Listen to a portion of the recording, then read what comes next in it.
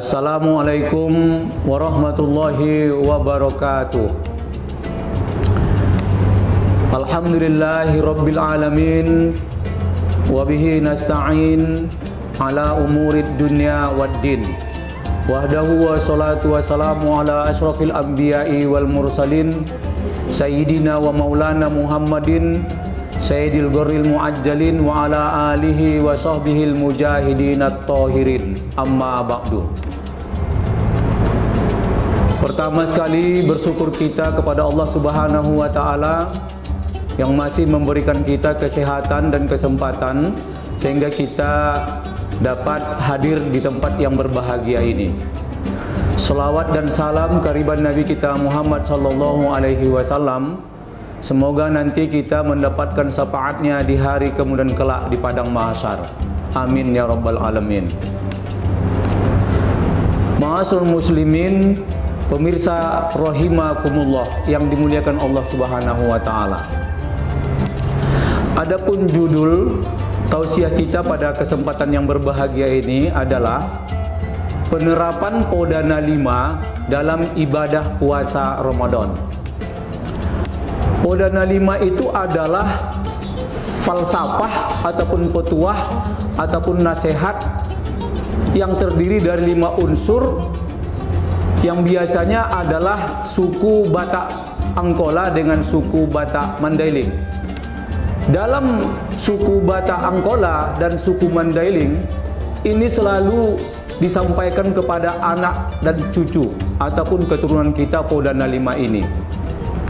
Podana 5 itu terdiri dari, pertama adalah payas rohamu, yang kedua payas pamatangmu, yang ketiga payas parabitonmu, yang keempat payas bagasmu, yang kelima payas pakaranganmu.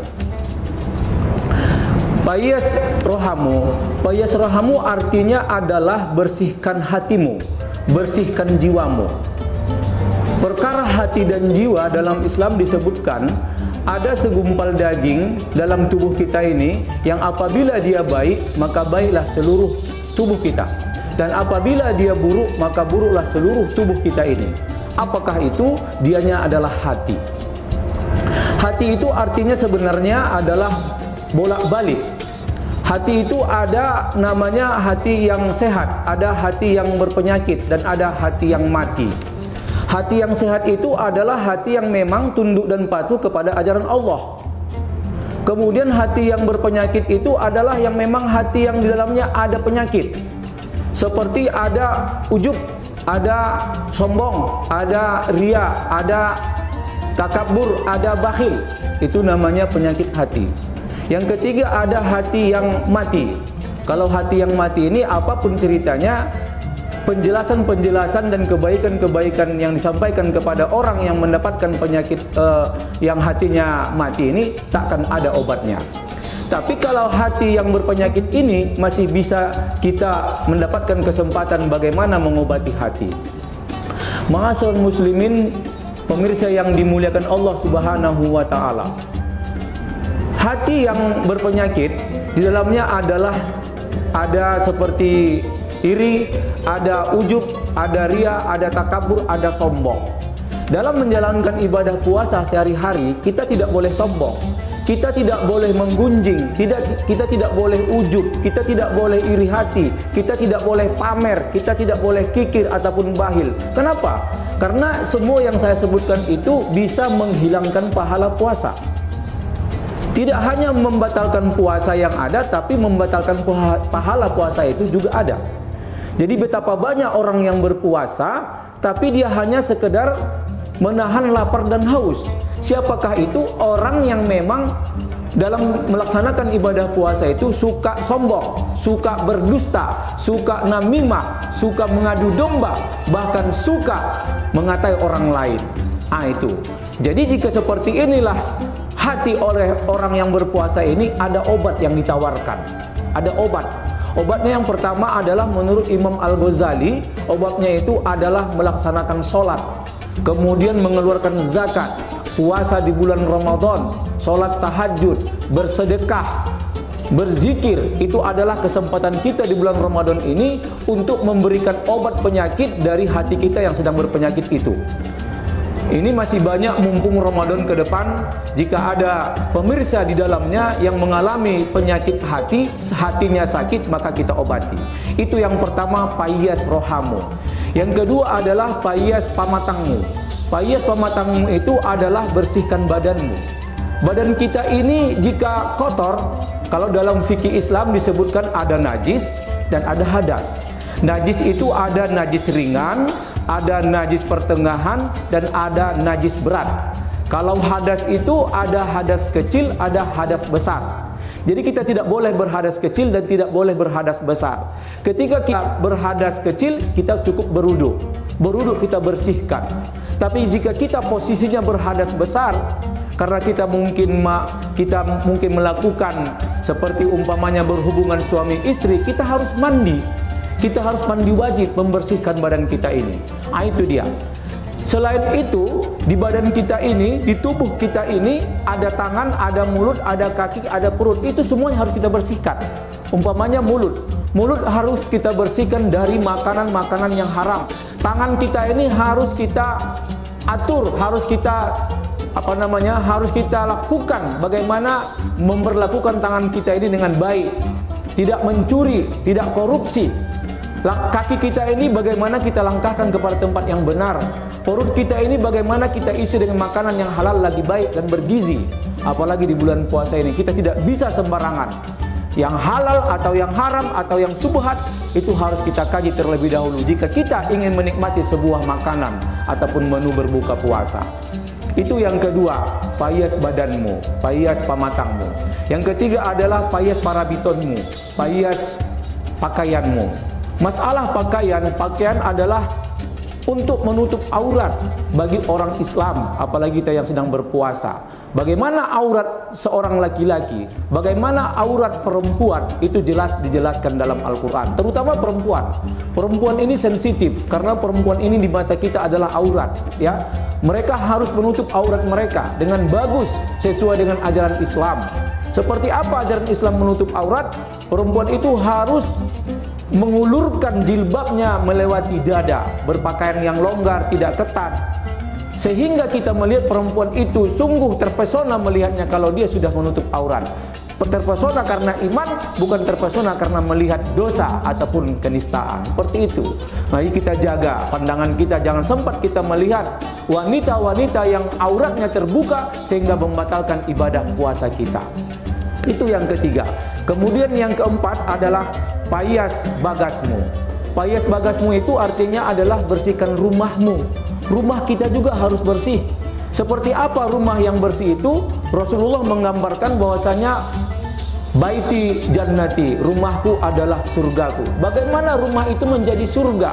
Tentunya orang yang dalam rumah itu harus melaksanakan perintah Allah, tidak melakukan larangan Allah. Yang dalam rumah itu harus dekat dengan Allah. Mengajari anaknya membaca Al-Quran, beribadah, menghiasi rumahnya dengan bacaan-bacaan Al-Quran. Sungguh sangat senang rasanya jika Al-Quran itu dikumandangkan dalam rumah. Tidak terjadi percekcokan antara suami dan istri, antara anak dengan ayah, antara ayah dengan ibu. Tidak terjadi percekcokan.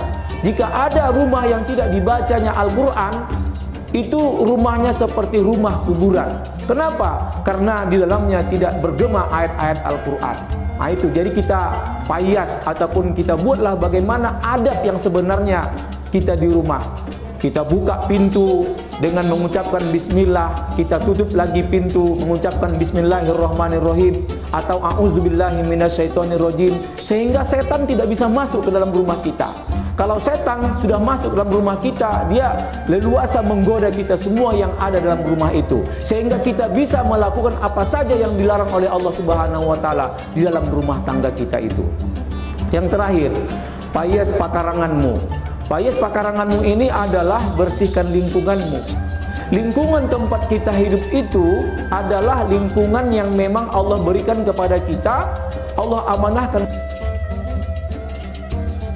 Kita harus memiliki adab terhadap lingkungan, ya, karena kita tidak terlepas dengan alam, Ya, alam itu pun sebenarnya membutuhkan kita. Flora dan fauna, tumbuh-tumbuhan, hewan itu semuanya membutuhkan keberadaan kita. Kita pun sebenarnya seperti itu juga. Kita membutuhkan hewan, membutuhkan tumbuh-tumbuhan. Kita menanam padi, bagaimana padi itu kita rawat, kita baik, kita kasih pupuk sehingga nanti dia berbuah pada masanya. Kalau dia sudah berbuah dan panen, jika nisabnya atau haulnya, ukurannya sudah pas untuk dizakatkan, kita keluarkan zakatnya. Itu dia. Tapi jangan kita melakukan ataupun membuat kerusakan-kerusakan di muka bumi. Itu tidak benar. Seperti apa? Menebang pohon dengan sembarangan ataupun mencemari lingkungan kita dengan hal-hal yang buruk sehingga kita tidak nyaman dibuatnya pada lingkungan ini. Kadang-kadang kita lihatlah orang pergi ke Danau Toba, orang pergi ke hutan. Apa yang dilakukannya terlebih dahulu? Kita lihat hari ini orang terlebih dahulu melakukan berfoto, berselfie. Salah. Kita harus melakukan assalamualaikum, mengucapkan salam kepada makhluk-makhluk Allah yang ada di dalam laut umpamanya, dalam danau umpamanya, atau dalam hutan umpamanya, sehingga kita memiliki etika yang benar dalam Islam. Itu namanya adalah sebuah tingkah laku kebaikan kita kepada lingkungan kita sendiri.